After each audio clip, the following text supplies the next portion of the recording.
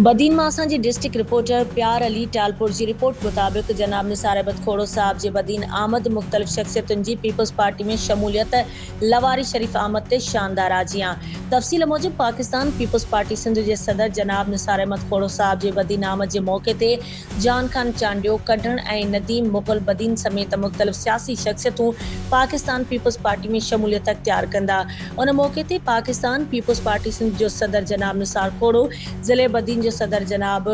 Dam Ali Oscar हाली पोटरो, municipal committee Badin जो chairman जनाब पीर मोहम्मद सालिह कुरैशी, ज़िले बदीन जो जनरल सेक्रेटरी जनाब डॉक्टर सज्जाद चांडियो ऐं तालका बदीन जो सदर जनाब फिदा हुसैन मंधरो लवारी शरीफ पहुता। लवारी शरीफ पहुचण ते पाकिस्तान पीपल्स पार्टी तालका बदीन जे